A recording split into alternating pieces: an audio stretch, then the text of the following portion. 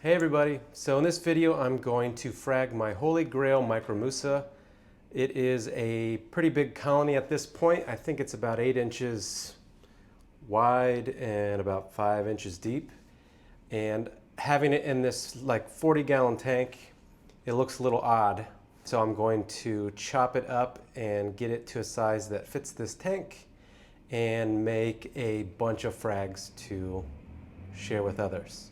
So I'm going to try something a little different now. Instead of updating the same small tank over and over again, which can get boring, I decided to make some videos that might not appeal to everyone, but I always liked Jake Adams' videos where he would just do maintenance or chores around the studio. So it's going to be kind of one of those videos where I take my Holy Grail Micromussa, frag it, talk about it, nothing crazy. So if you like those fast-paced update videos, maybe this isn't for you. But if you like to just veg out and listen to someone ramble about reefs, then you might enjoy this one. So with this little bit different format of not just updating my tank every month or two, let me know in the comments if this is the type of videos you like and I can make more as I just do some maintenance around the tank. Let me know what you think and what you might want to see. Now I got this Holy Grail Micromussa from a buddy. I had this big rock of Recordia that was kind of overgrowing the tank and not doing well when I moved to SPS only tank. And I think this was like early 2022. So he offered to trade me a Holy Grail Micromussa, which I had never heard of at the time. I think it was about a 1 inch, maybe a little bit bigger than 1 inch frag on a disc. His angelfish tried to eat it, so he wanted to pass it along. So I gave it a shot, and I think 3.5 years of growth, it has gotten monstrous.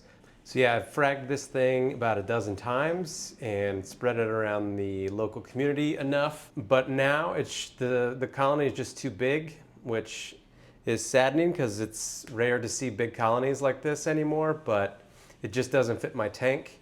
So I'm going to chop it down to a manageable size, and I can always grow it out in the future when I have a big tank. It's one of my favorite corals, so I'm going to keep it in my collection as long as it will stay alive. One last thing, sorry about the audio on this. Most of this video I did not use my microphone, so the audio is kind of low in some areas and I had to crank it up in my editing software, so the quality is not as good as I would like. Well, it's officially time to do some fragging. It is just way too big, so it is time to frag it. I'm also seeing, like you can see there, so those little starfish, Astrina starfish, will fall into the colony, and then a polyp will try to eat it, and then it will rot, and it kills off a single polyp.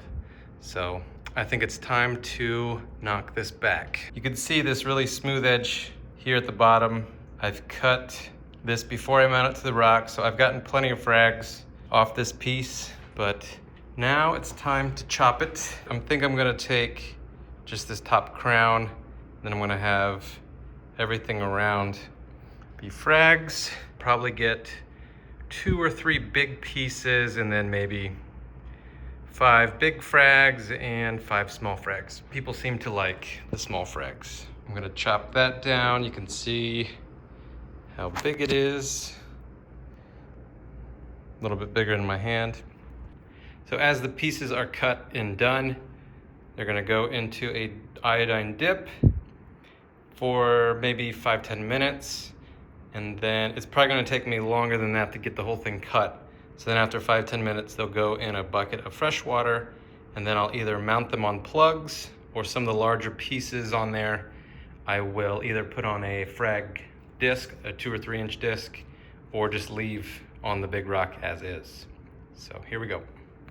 So one of the hardest things to do when cutting LPS is as you're cutting it, especially when it's on a big rock, is the water will get cloudy and then the slime will kind of cover, so you can't really see what you're cutting into. Now the good thing about these Micromussa is if you cut through a mouth, I've had really good success of that like polyp just continuing to grow as is, even if it doesn't have any of the mouth in it. There's really little die-off around the edges on these things if they're healthy. So In this case, I'm just going to cut it and not really pay attention to where the different polyps are. I mean, they're so small anyways. So on some of the more sensitive stuff, I might have a syringe of water to kind of wash away that cloudy water and mucus. But with this one, I don't think it's going to be a big deal. I'll probably just go right around the edge. The piece I'm going to keep, I'll start the dip, and then everything else, then I'll cut after I get what I'm going to keep out.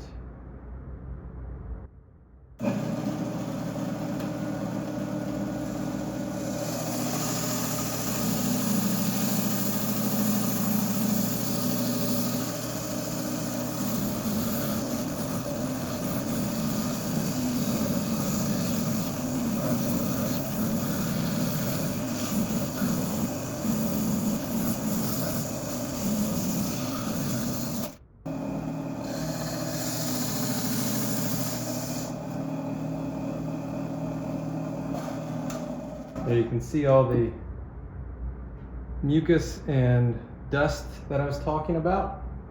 That cut through there pretty easily. See, it's pretty thick rock. So these two pieces are going to go in the dip for now, but I'm going to cut them up later. And then this piece is what I'm going to keep, but I'm going to lob off this edge real quick.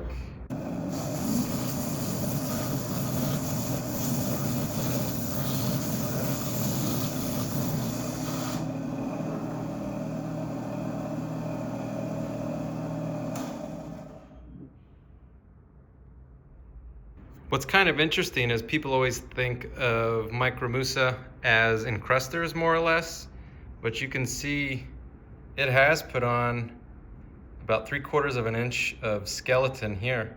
This was where it was originally glued down, and then that's all new skeleton. So they grow slow, they build skeleton very slow, but they certainly do get pretty thick over time. Kind of cool.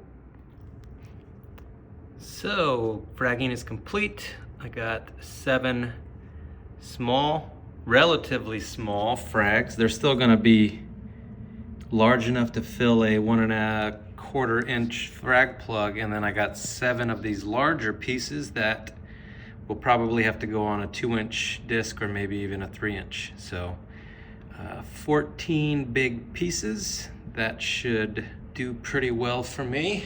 And then there is the piece that I am keeping. It's still a pretty nice size colony for me, especially in a smaller tank. It's morning, so forgive the blue. I'm not a big all blue guy, but that's what it looks like right now. But yeah, it's probably just a hair over 3 inch in diameter, which no longer looks goofy in here, having that gigantic colony in a smaller tank. So I'm happy with what's left. One of the other reasons I really want to chop it up is I probably lost a good 1/2 inch to 1 inch around the edge from it getting buried in the sand. I ended up putting it on some rocks to get it off the sand, and it made it look even weirder. So I'm happy with the result.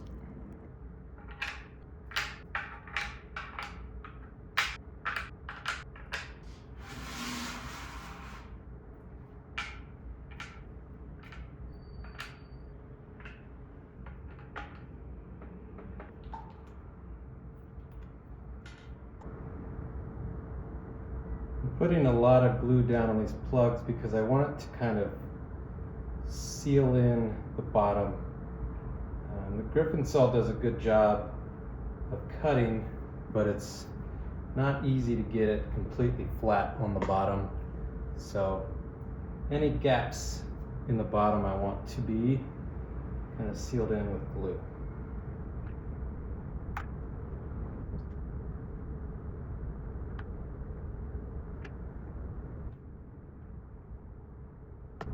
So these ones are a little big for frag plugs, but I have nowhere else to put them.